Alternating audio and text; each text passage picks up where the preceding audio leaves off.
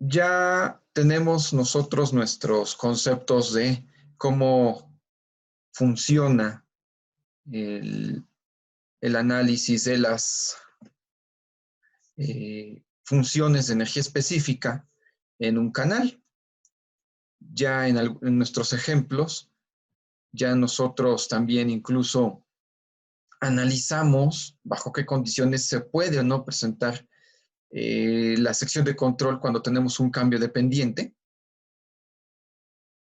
Justo donde tenemos ese cambio, veíamos que sí teníamos la sección con un cambio de esta naturaleza. En este punto del quiebre, por decirlo de esa manera, se tiene que presentar el tirante crítico.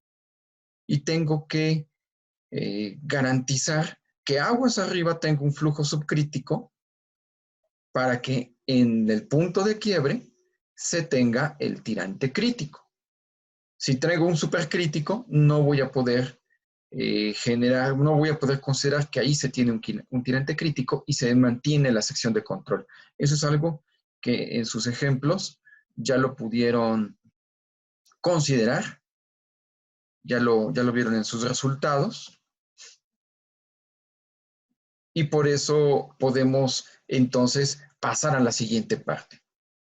¿Qué es lo que sucede? Que precisamente debido a las características que tenemos en el escurrimiento en canales y en algunas estructuras hidráulicas, como lo vamos a ver, esos cambios de régimen de subcrítico a supercrítico y que posteriormente del régimen supercrítico se van a convertir o van a tratar de cambiar a régimen normal o a un régimen subcrítico, voy a tener un cambio que vamos a denominar flujo rápidamente variado, que la forma más fácil de poder estimarla es a partir de lo que conocemos como el salto hidráulico. Nosotros entonces tenemos una sección,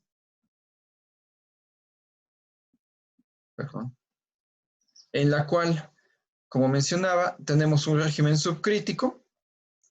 En la sección que aquí marco como 3, teóricamente establecemos que es la sección de control, se debe presentar ese tirante crítico y empieza a escurrir el agua hacia aguas abajo y se va a formar una liberación de energía. Lo hemos visto físicamente en los ríos, por ejemplo, que en algunos cambios de dirección o en algunos cambios de nivel se genera una turbulencia, una liberación de burbujas, que propiamente es un salto hidráulico, es un cambio de régimen y que posteriormente va a convertirse, va a tratar de equilibrarse en el régimen subcrítico a partir de llegar al régimen normal o al régimen uniforme. Este fenómeno lo podemos visualizar también en nuestras gráficas de energía específica. Cuando hacíamos el ejemplo, ¿se acuerdan que nosotros obteníamos una energía específica y obteníamos dos tirantes? Y establecíamos que del flujo subcrítico, hicimos el ejemplo, no puedo pasar de la sección del flujo subcrítico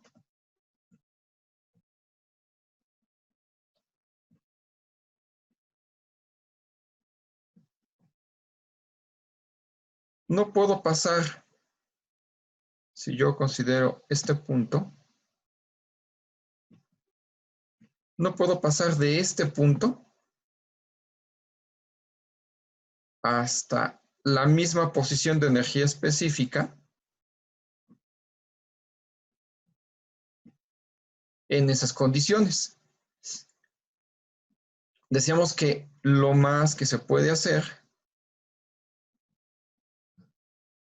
es encontrar el mismo régimen, ir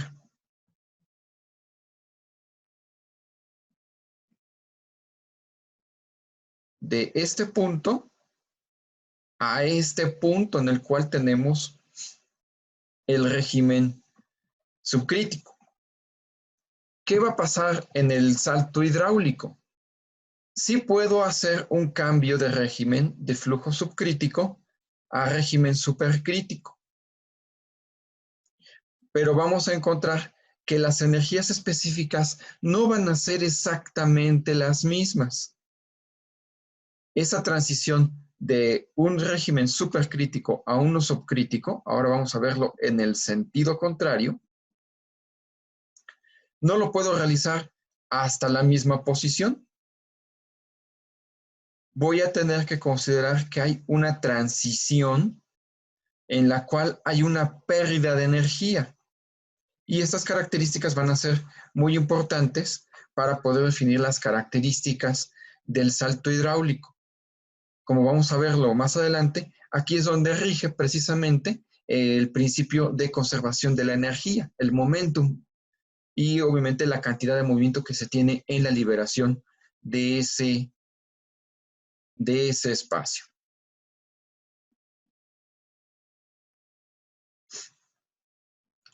Como lo mencionaba, y bueno, esto es lo que ustedes pueden leer en el documento que tenemos, que ese cambio se hace de una manera, se puede decir gradual en el cambio de, si lo observamos en la gráfica de energía específica, pero es en un instante en el cual se va a hacer el cambio de régimen y por lo tanto el cambio en las magnitudes de la energía específica. Entonces, estas características las vamos a poder ver de manera numérica. No es otra cosa más que considerar que tenemos un cambio de régimen en el cual nuevamente vamos a transformar la energía cinética en energía potencial. Vamos a reducir la velocidad, va a cambiar la componente de velocidad y va a ser más grande la componente del tirante. En función de las características que tengamos de cambio de régimen, vamos a tener algunas características o algunas diferencias en el tipo de salto que se va a presentar, que en la teoría se puede manejar como salto directo, salto ondular, salto débil, salto oscilante y salto fuerte. Sin embargo, estas condiciones van a agruparse solamente en tres tipos de salto.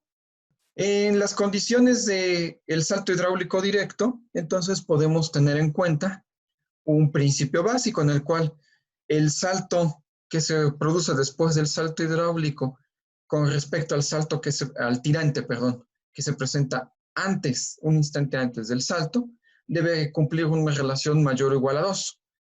Esto nos va a servir más adelante para la deducción de la ecuación de salto hidráulico. En estas características, entonces, yo tengo un tirante inicial, el que se presenta del régimen supercrítico, y un cambio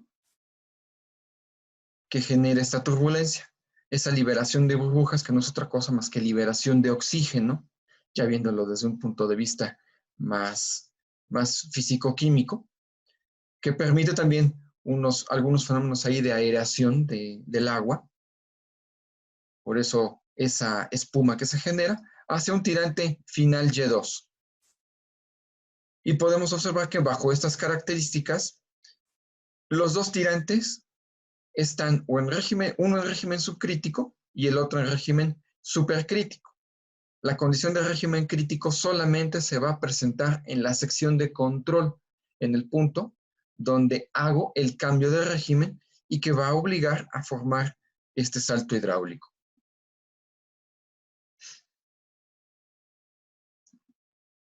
En este caso, pues obviamente tenemos una presión de tipo hidrodinámico, por lo tanto, la ley general de la hidrostática no se va a cumplir. Eso hay que tenerlo muy en cuenta debido a estas condiciones de flujo rápidamente variado. Incluso si nosotros pudiéramos hacer un dibujo de esta distribución de presiones y de velocidades que se podrían tener en un canal, encontraríamos un comportamiento similar a este, en el cual se tiene unas condiciones de contraflujo que pueden o no acentuarse dependiendo del tipo de salto que nosotros vamos a considerar. Puede presentarse la condición de que se tiene un salto de tipo ondular y aquí la relación entre los tirantes es más pequeña que 2, a diferencia de lo que teníamos en lo que denominamos un salto ideal.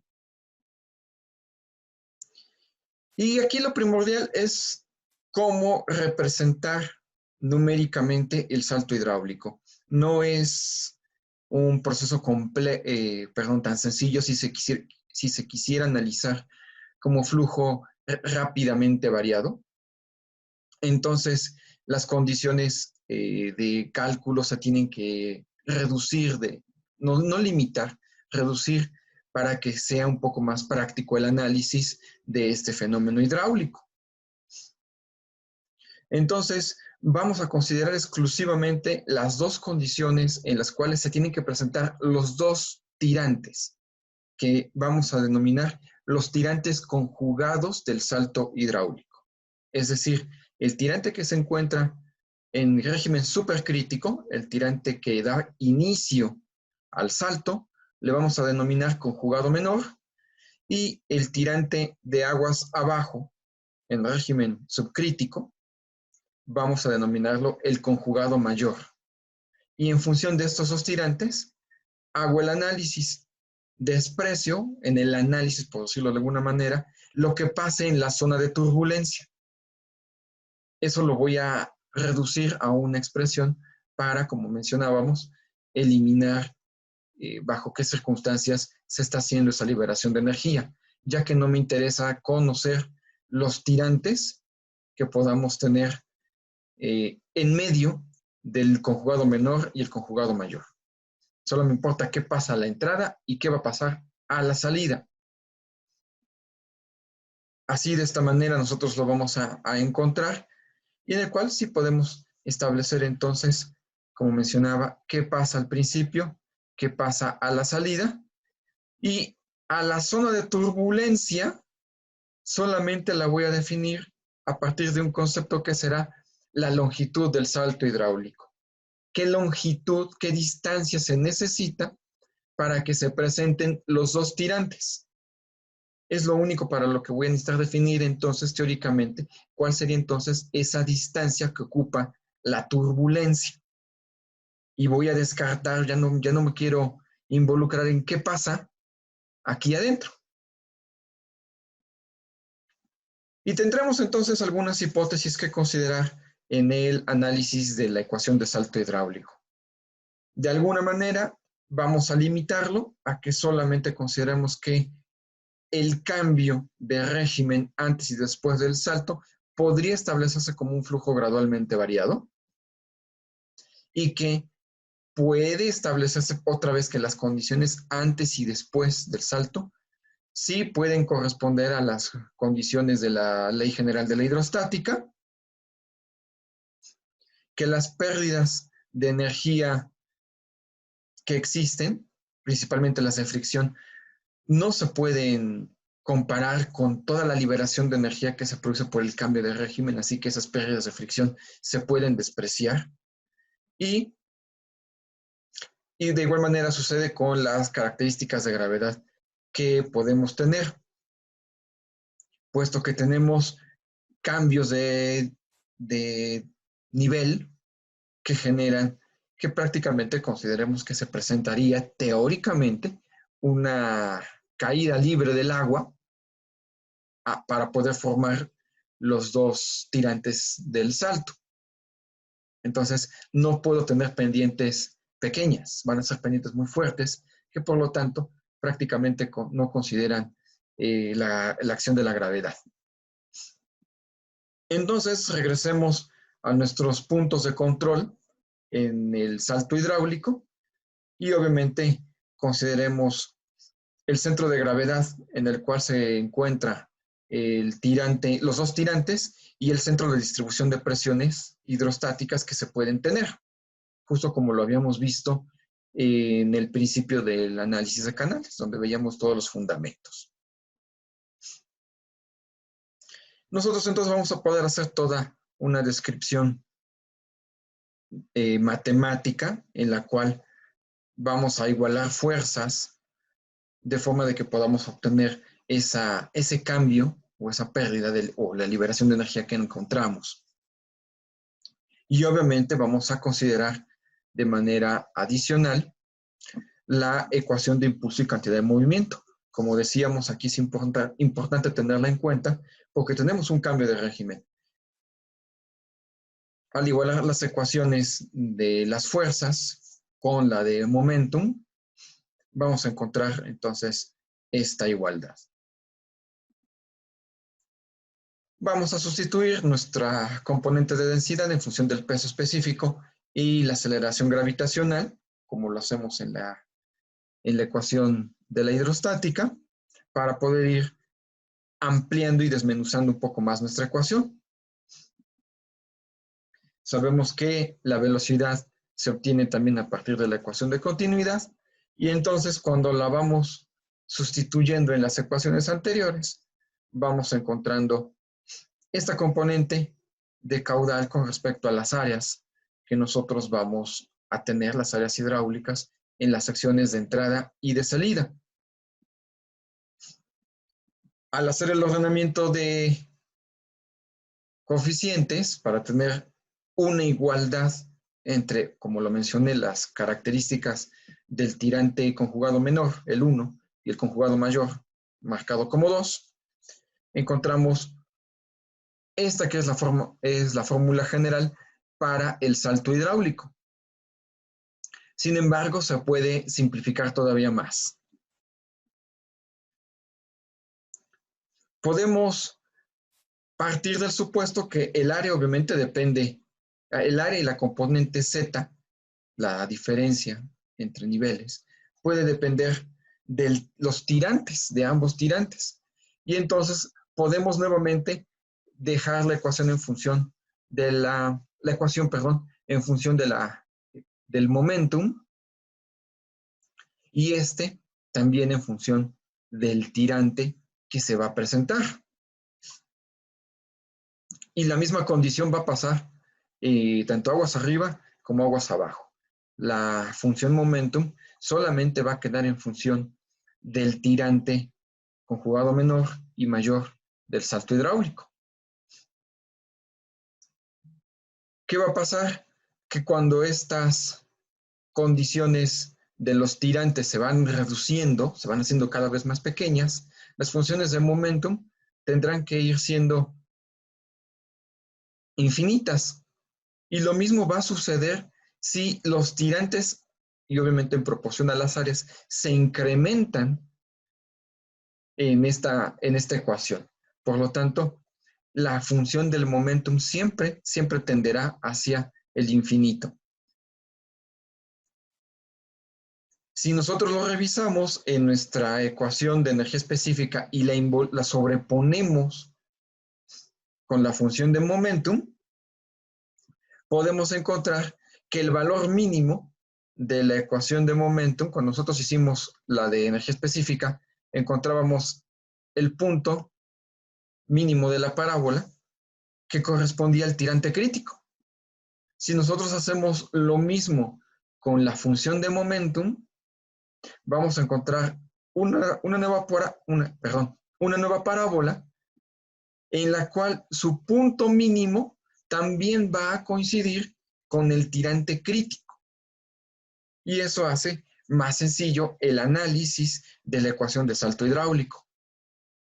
¿Cómo lo voy a simplificar? Pues entonces vamos a empezar a sustituir las características de área hidráulica. Y si consideráramos, por ejemplo, en el caso más práctico, que es un canal de tipo rectangular, pues obviamente las bases serán exactamente las mismas. Y como lo veíamos unas diapositivas antes, si considero que se presenta la condición de salto ideal, en la cual la relación de los tirantes 1 y 2 tendría que ser por lo menos igual a 2 o mayor a 2. Vamos a suponer que en el caso se tenga igual a 2, Y1 sobre Y2 igual a 2. Entonces obtengo estas características de que el Z sería la mitad del tirante conjugado mayor o menor. Nuevamente, la ecuación de salto hidráulico va a suponer que se va a presentar un salto ideal.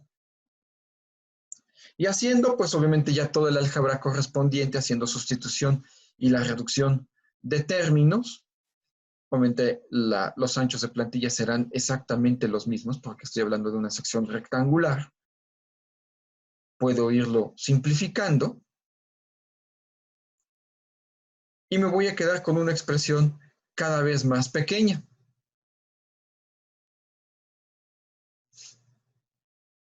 En la cual todo lo voy dejando, toda la ecuación va quedando en función de los tirantes conjugados mayor y menor del salto. Simplemente el trabajo de deducción es un trabajo algebraico para ir obteniendo una simplificación de la ecuación y resolver al final de cuentas una ecuación cuadrática, en la cual, pues obviamente sabemos, tengo la componente positiva y la componente negativa en esta ecuación básica que nosotros ya conocemos, y voy obteniendo algo similar a esto. Perdón, antes de aquí. Me voy a quedar con función, puedo dejar la ecuación en función de la velocidad, pero hay que recordar que la componente de la relación entre la velocidad dividida con el tirante medio de la sección y con la aceleración gravitacional, no es otra cosa más que el número de Freud. Y como ya lo vimos, en el caso de las secciones rectangulares, el tirante medio siempre corresponde al tirante del flujo. No tengo que hacer la relación entre el área hidráulica y el ancho de superficie libre del agua, porque la sección rectangular elimina por sí sola el ancho de plantilla. Y entonces yo puedo sustituir mi ecuación y solamente lo dejo en función del tirante conjugado mayor y el número de Freud. Al deducir la fórmula o al reducirla, me queda la ecuación del salto hidráulico. Y la ventaja que tiene la ecuación es que, vamos a decirlo de esta manera, la ecuación es reversible. Si yo conozco el conjugado mayor del salto hidráulico, puedo obtener el conjugado menor. Pero si por el contrario conozco el conjugado menor, puedo obtener el conjugado mayor. Simplemente es función de los tirantes y su número de Freud. No importa cuál de los dos tirantes yo conozca, puedo determinar el otro de manera directa con esta ecuación. Por eso se le dice que es una ecuación de tipo reversible. Y así puedo simplificar el análisis del salto hidráulico. A partir de las condiciones de régimen crítico, como se los voy a mostrar en los ejemplos más adelante, yo voy a tener que determinar las características del régimen crítico, obtener uno de los dos tirantes y con él obtener el otro tirante, así como la longitud del salto hidráulico. Obviamente, en el caso de secciones trapeciales, el análisis es un poquito más laborioso, porque sí voy a depender de los perímetros mojados. Entonces, aquí hay que tener en cuenta esas condiciones porque el trabajo se tiene que realizar de forma iterativa hasta satisfacer la condición de la ecuación de salto hidráulico. Es un poco más laborioso, incluso se puede calcular también a partir de tablas cualquier otra sección diferente a la rectangular, trapeciales, triangulares, circulares de sección de herradura, se puede calcular por medio de gráficas y tablas, como las que tenemos en el libro de Sotelo, que también están marcadas las pestañas. Las vamos a utilizar en algún ejemplo para que vean cómo se puede utilizar esa gráfica, para no meternos hacer todo un análisis muy rebuscado, muy elaborado, utilizando un análisis de forma iterativa. Se puede hacer por gráficas en las cuales no sacrificamos precisión y obtenemos los resultados de una manera un poco más directa. Y como lo mencionaba, otra parte importante es definir la distancia que existirá entre los dos tirantes, lo que denominaremos longitud de salto hidráulico. Existen varios autores en los libros de hidráulica que establecen sus recomendaciones para definir la longitud del salto. Una de ellas es la del Bureau of Reclamation de los Estados Unidos, en el cual establece que la longitud del salto depende del número de Froude, y esta propuesta es muy importante, puesto que en el diseño de obras hidráulicas, el número de Froude es el que define el tipo de salto como lo hemos visto, y esta es la que establece las características de los tanques amortiguadores que se utilizan para poder alojar el salto hidráulico de una manera confiable y evitar problemas de socavación aguas abajo de las estructuras de caída. Eso, spoiler alert, es parte de lo que tendrá de aplicación precisamente en el siguiente curso, que es Obras Hidráulicas 1, cómo aprovechamos el análisis de salto hidráulico para poder dimensionar estructuras bajo ya ciertos criterios establecidos. Entonces, como mencionaba, en función del número de Froude que se obtiene en el régimen supercrítico, es como se puede definir la longitud del salto hidráulico. En el caso de los canales trapeciales, va a depender directamente del talud, de la inclinación de la pared que tiene el canal, para obtener el coeficiente que se utiliza en la diferencia de tirantes. La forma más práctica de definir la longitud del salto hidráulico se ha establecido que depende exclusivamente de la diferencia entre los tirantes con jugado mayor y con jugado menor. Si yo solamente hiciera esa diferencia, obtendría una longitud. Para darle mayor seguridad a alojar el tipo de salto que puede, vamos a verlo ahorita, puede ser un salto barrido, puede ser un salto ahogado o puede ser un salto ideal al pie. Entonces, se utilizan coeficientes de seguridad que van a depender de los autores. En el caso de canales trapeciales, aquí los que muestro, dependen del talud de la pared del canal. Sin embargo, en la práctica, tenemos fórmulas un poco más simples que dependen de los tirantes y del número de Froude. Aquí tengo mostrándoles 5 ecuaciones que son muy comunes para trabajar. La que más utilizamos realmente es la desmetana, la primera ecuación, en la cual se obtiene un valor bastante adecuado y que no difiere mucho de los resultados que se obtendrían con las mismas ecuaciones. Vamos a hacer también un ejemplo para que puedan ver que no hay mucha diferencia respecto a estos autores. Y como lo mencionaba, ya para cerrar nuestra presentación de hoy, en el salto hay que tener en cuenta lo que puede presentar, en qué condiciones puede presentarse precisamente este fenómeno.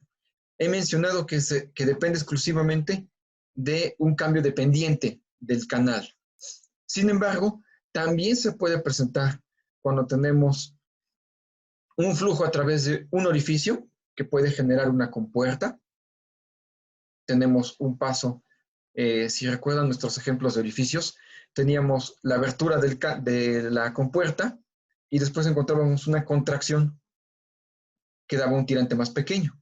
Ese tirante pequeño genera un salto aguas abajo hacia el tirante normal o el tirante de salida. Ese es un cambio de régimen y también genera un salto hidráulico y también, como decíamos, el paso sobre vertedores va a generar un salto hidráulico. Aquí entonces podemos ver en los esquemas precisamente cómo se puede tener esos cambios de régimen y que son en los cuales comúnmente verificamos el análisis del salto hidráulico. Y como mencionábamos, la posición del salto depende de las características de la descarga, lo que se encuentra aguas abajo. Cuando el tirante conjugado mayor del salto hidráulico se va pareciendo al tirante normal, por ejemplo, si igualamos el Y3 que voy a mostrar en estas imágenes, al tirante normal del canal aguas abajo, cuando esta condición es igual, voy a considerar que se presenta un salto al pie o un salto ideal. Es la condición bajo la cual diseñamos las estructuras hidráulicas.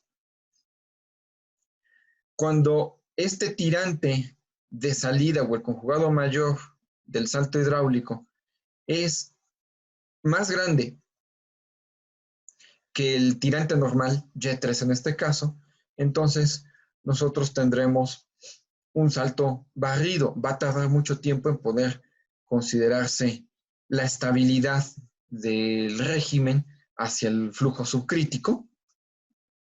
Y cuando el tirante de salida, el tirante conjugado menor, es más pequeño que el tirante final, el tirante que hay que entregar Y3, entonces tenemos un salto de tipo ahogado. En este caso, tenemos una longitud de salto mucho más pequeña, prácticamente imperceptible en muchas condiciones, y que también tiene que considerar en algún caso que esto pueda generar un fenómeno de sumergencia del salto hidráulico y posteriormente, sobre todo en el diseño de estructuras hidráulicas, pues pueda generar un efecto adicional al remanso que se tiene cuando tenemos una pared en estas condiciones. Bien, estos son los fundamentos del salto hidráulico que vamos a poder analizar de manera más práctica en los ejemplos que les voy a hacer llegar para que puedan tener un concepto más completo de cómo se analiza un salto hidráulico, cómo se tienen los diferentes conceptos que podemos platicar aquí de manera numérica y que les pueda servir más adelante para los otros cursos de hidráulica que pueden encontrar. Todavía me quedan algunos minutos, un par de minutos para poder trabajar. Si tuvieran alguna duda, alguna inquietud sobre lo que acabo de platicar, para que brevemente lo podamos comentar. Como lo mencioné al inicio de la sesión, les recuerdo que esta clase se está grabando. Más adelante la voy a subir al canal de YouTube para que la puedan repasar otra vez. Quienes tuvieron problemas de conexión se estuvieron entrando y saliendo porque falló el internet, bueno, lo puedan volver a consultar. Y bueno, también los compañeros que no pudieron conectarse, obviamente hemos platicado de las condiciones en las que estamos, pues bueno, lo puedan revisar cuantas veces lo necesiten en cualquier otro tiempo. Voy a revisar sus ejercicios, también se me está olvidando, voy a revisar sus ejercicios, sus tareas. Voy a subir en unos momentos más también los resultados, bueno, los ejercicios resueltos para que puedan comparar sus procedimientos, ver en qué pudieron fallar o qué les pudo faltar. El tercer ejercicio era un poquito, no tan laborioso, tenía ahí un detallito de trampa, de truco para poder resolver el tirante crítico y la condición del tirante de aguas arriba, a partir del de aguas abajo. Entonces, se los comparto para que puedan comparar los procedimientos, ver si llegaron al mismo resultado con sus deducciones. Eso también obviamente es importante, que ustedes mismos vayan construyendo sus conceptos, sus ideas para que puedan resolver el problema. De eso se trata. Y más adelante, más tarde, les subo los ejemplos de salto hidráulico para que empiecen a repasarlos y nuevamente puedan resolver los que se queden de tarea. Ya prácticamente estamos al final del curso, ya tengan un poco más de paciencia, ya estamos terminando. Falta los ejemplos de salto hidráulico y que platiquemos también sobre flujo gradualmente variado, que, bueno, es un poquito más complejo el trabajo, el cálculo que hacemos. Vamos a tomar los conceptos básicos para que podamos estudiarlos aquí en clase y, bueno, también tengan esos conceptos listos para su próximo curso. Espero que les haya sido práctico esta sesión. Agradezco su asistencia y espero, bueno, hoy no hubo preguntas. Espero sus dudas una vez que ya hayan empezado a revisar sus ejemplos.